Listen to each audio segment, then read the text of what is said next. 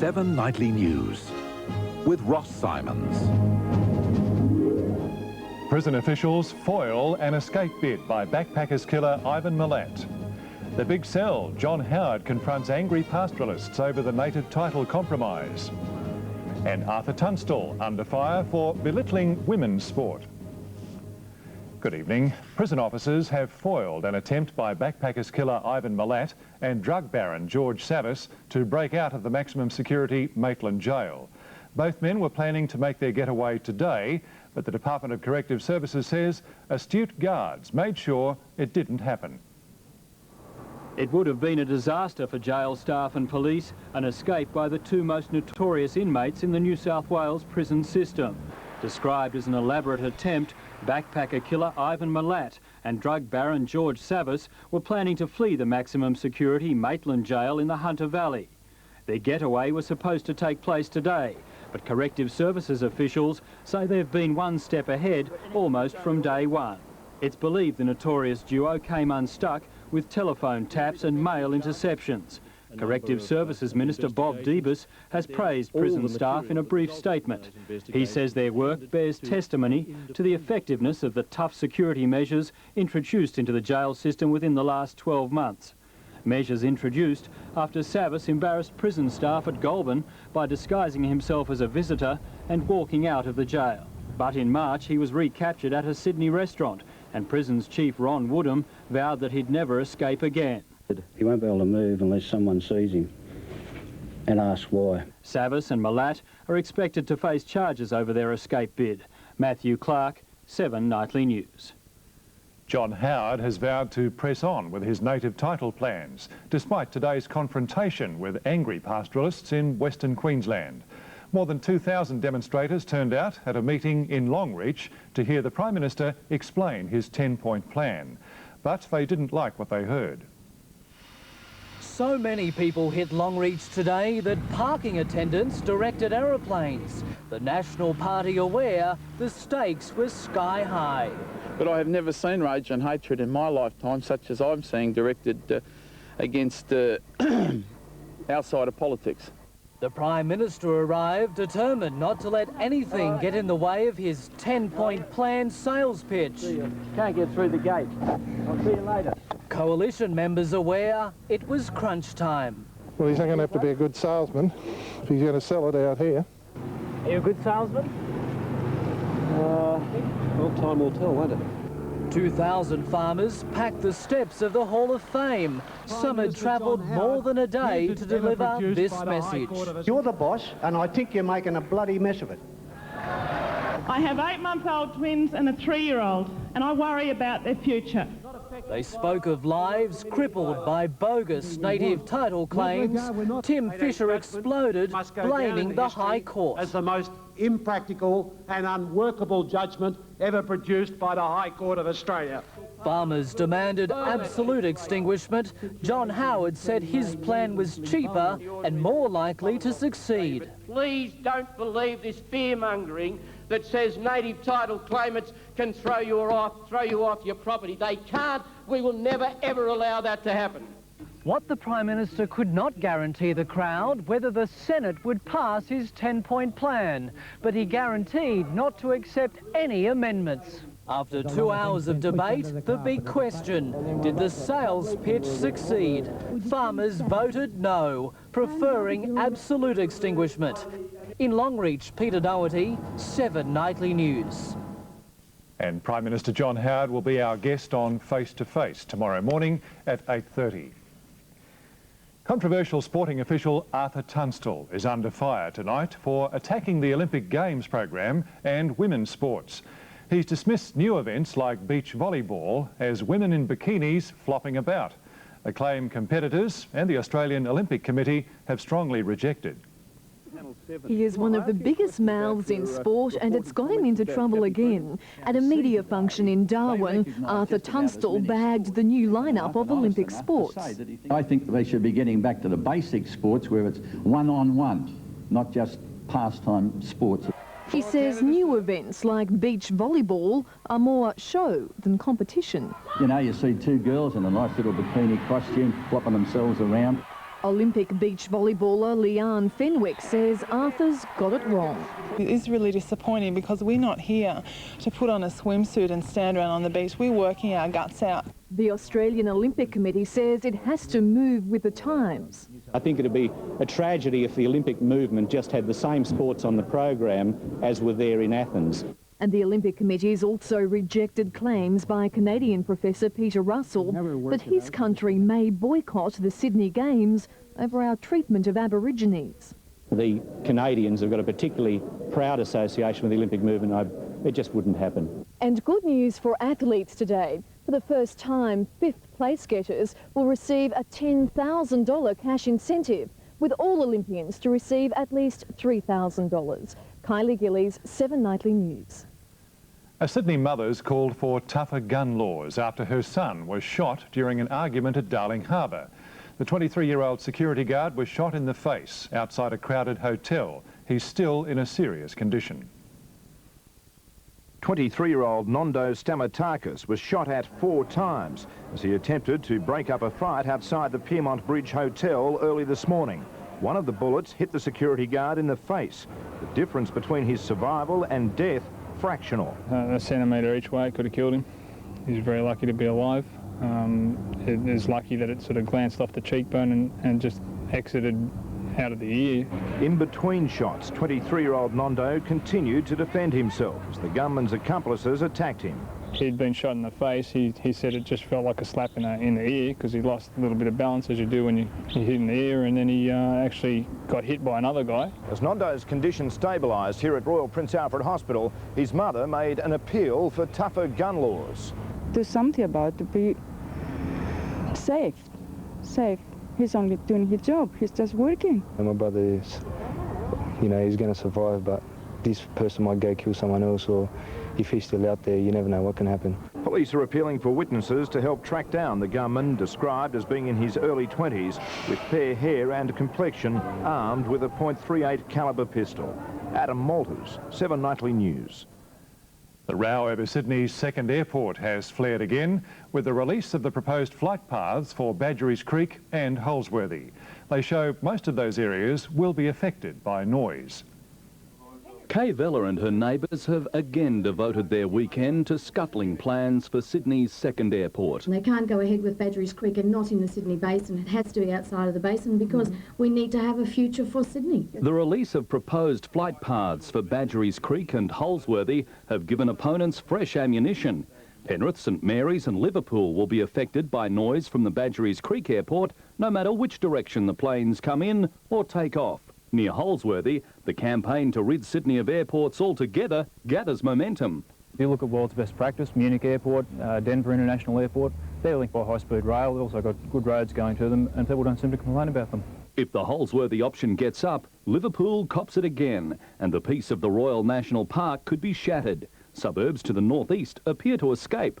Alliance members say they've got more fight in them than those that stopped the Franklin Dam in the early 80s. John Howard will remember that battle. He and his old boss, Malcolm Fraser, both lost their jobs.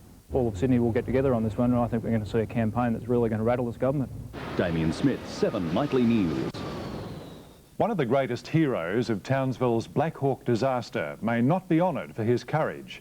16 people involved in the tragedy will receive bravery awards, but Captain David Burke has been snubbed. After the Black Hawk tragedy, colleagues said they owed their lives to his heroics. Captain David Burke managed to land his chopper after it was struck by another Black Hawk during a nighttime counter-terrorist exercise near Townsville last June. 18 soldiers were killed in the tragedy, another 12 were wounded. This week, 16 of those who risked their lives to save the injured from the burning wreckage will be honoured for bravery, but David Burke's name is reportedly missing from the list. I'm not the person who makes judgments about medals, but certainly he appeared to have exhibited courageous conduct. The Army today refused to speculate on the apparent snub, saying the list of medal recipients was confidential and a matter for the Governor-General. It added that it's possible Captain Burke could be given a different medal, acknowledging his skill as a pilot rather than bravery. If an award's not forthcoming, I would write to the Defence Science and Personnel Minister and see if we could not ascertain why that has perhaps occurred. David Burke was at the Ambley Air Force Base near Ipswich today and declined to comment. Kathy Wise, 7 Nightly News. Well, the week keeps getting better for Aussie super swimmer Susie Moroney. Still doing the rounds on American television, one of the major networks, ABC America, has named her its Person of the Week. The honour came as Susie's mum, Gwen, flew back into Sydney, still beaming with pride. I am very proud, especially because she started to swim on Mother's Day. That was Cuban times, that was really nice. Mrs Moroney says her daughter's jellyfish stings are healing and Susie's fighting fit. Tony Blair talks peace in Northern Ireland. That story after the break. And the freeway car chase turned on its head.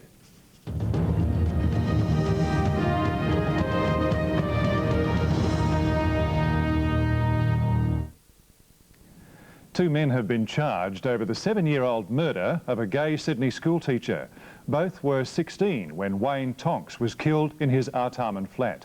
Major Crime Squad detectives acted on a tip-off, arresting the now 23-year-olds in separate raids in Port Macquarie and Sydney. Tonks, who was a teacher at Redfern's Cleveland Street Boys High School, was bound and gagged with tape, then suffocated with a plastic bag. British Prime Minister Tony Blair has opened the way for renewed peace talks in Northern Ireland, lifting a ban on contact with the IRA's political wing, Sinn Féin. But he says he's only prepared to pursue peace on Britain's terms. Familiar scenes lately, Britain's new Prime Minister being mobbed by thousands of well-wishers. But this is Northern Ireland. Tony Blair's first visit to Belfast, his first attempt to tackle terrorism, and he was talking tough. My message to Sinn Féin is clear. The settlement train is leaving. I want you on that train, but it is leaving anyway, and I will not allow it to wait for you. You cannot hold the process to ransom any longer, so end the violence and end it now. But he did promise to let government officials talk with the IRA's political wing Sinn Féin before a ceasefire, something John Major refused to do. There must be a ceasefire for Sinn Féin to be involved in peace talks proper. There's new hope in Northern Ireland. He has opened the door very clearly to lasting peace now by his direct offer to Sinn Féin, which encourages me enormously. And I believe that the opportunity now exists to take the gun forever out of our politics. But no promise of an independent Ireland, the IRA's ultimate goal. Neil Warren, 7 Nightly News. Zairian President Mobutu has fled the Central African country as rebels prepare to take over the capital, Kinshasa. Zairians took to the streets to celebrate the end of Mobutu's 32-year dictatorship, during which he'd amassed a $4 billion fortune. But authorities in Europe have set their sights on Mobutu's money. They're considering confiscating and selling his 20 mansions and returning the proceeds to Zaire. In the United States, a driver pulled up for speeding has led highway police on a 1-hour chase before flipping the car, which skidded for around 300 metres on its roof. The 25-year-old ran into a state trooper, tossing a package later identified as cocaine from the car. He's now in hospital. The trooper wasn't hurt. And sports next with Neil Brooks at the football stadium tonight. And Brooksy, it's a last chance for New South Wales. Yes, Ross, Auckland, the best club in the world, so it's going to be hard going. You've got that ahead, plus a war of words over the first Test cricket pitch.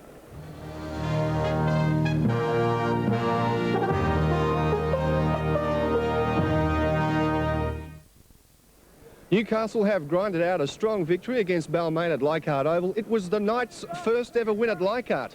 In other games, Parramatta beat St George, and in the Super League last night, Hunter beat Penrith impressively. The Johns brothers, together for the first time this year, strengthened the Knights. It was a kick from Matthew that did the early damage. Here comes the first try. Adam Muir's on report after a dangerous tackle on Tim Brasher, 10-all at half-time. Newcastle got it to 20-12 during the second half before the Tigers came again. They're almost willing the Tigers to score. Gillette. But Darren Albert, the State of Origin bolter, capped a brilliant game with the sealer 5 minutes from full time. Parramatta's strung together 5 wins in a row for the first time since the 80s. A 17-10 victory over St George in the bog at Cogra. Raper puts the kick in and Jason Smith. It was the Dragons' 4th loss in 5 weeks. Jim Dimmick, one of the standouts for the Eels, a good time to turn it on too, with the Origin side being named next week. And in Super League, Craig Wise led the way in the Mariners' 30-6 romp over Penrith in Newcastle. The centre serving up 3 of his side's 6 tries. Under the post. Nick McArdle, 7 Nightly News. New South Wales complete their Super 12 season here tonight against the best provincial side in the world, the Auckland Blues.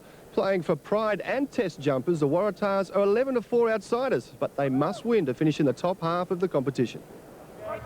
Despite some indifferent form and the daunting assignment of finishing the tournament against an undefeated Auckland side, the Waratahs have lost none of their enthusiasm. Taking on the world champions, I mean, who would be looking for anything else when you're taking on the world champions, mate? It's going to be a sensational night. I can't wait, neither can the players.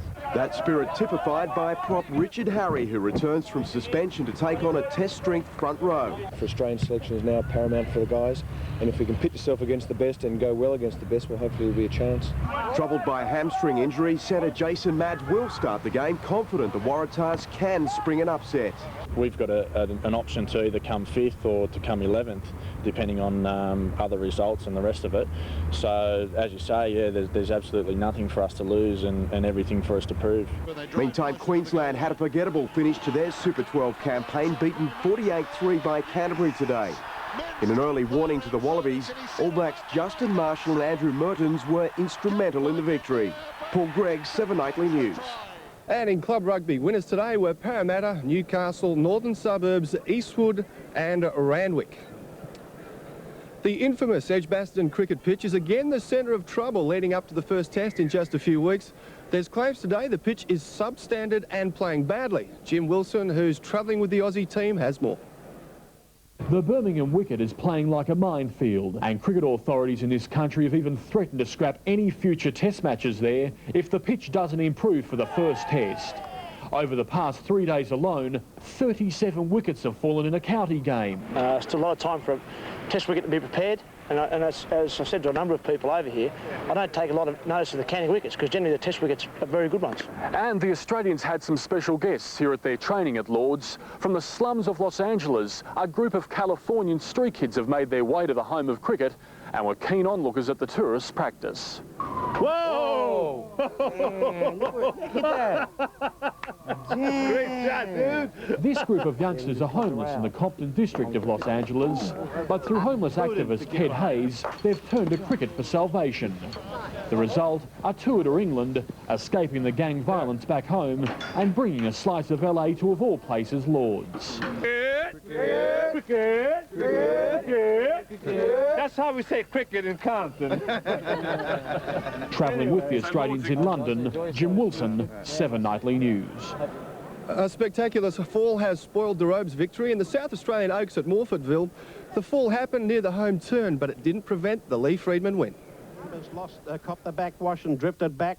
Bayo Kakar, there's a fall. 2 are down here. Burning Embers has come to grief, and so too has another runner, and that appears to be over. On the TAB, DeRobe paid well. The trifecta also over ripper, well over $5,000. Scott Draper has been beaten in the quarterfinals of the Italian Open.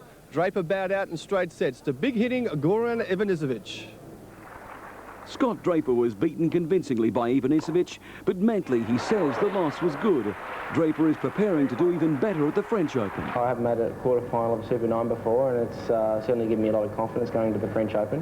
But I am disappointed about the way I played today, but I just keep learning, and, you know, I think I'll go forward. And in the quarterfinals of the German Open, Amanda Kutzer ended any hopes of Steffi Graf's welcome-back party. She was thrashed in straight sets, 6-love, 6-1. In Florence, Michael Doohan has clocked fastest time for the Italian Grand Prix first practice. He shoved his Honda masterfully round the Mugello circuit ahead of Alex Greville. And at Winton, Larry Perkins has grabbed pole for the 5th round of the Australian Touring Car Championship. Farron Hotham, 7 Nightly News.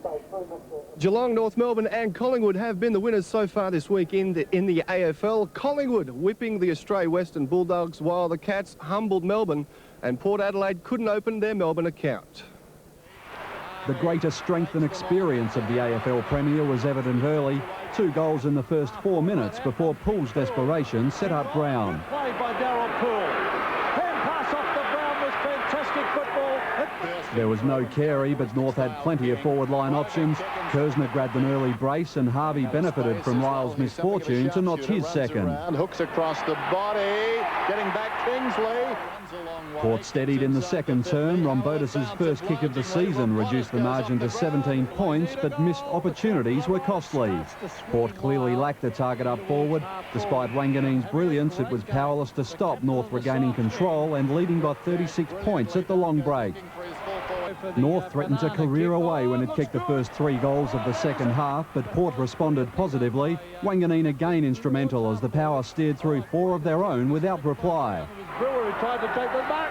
Oh, that's another goal for Port. Kernan's goal put the result beyond doubt. Paul Dowling, 7 Nightly News. And Ross, that's our look at sport from down here at the football stadium. Tomorrow on Sunday Football, Julian O'Neill, the special guest, with Dave and Fordham and the crew, apparently coming straight from the casino. I'll see you later on. Terrific. OK, see you then. Adam Digby next with all the weather details. And then party time for the workers behind Sydney's new motorway.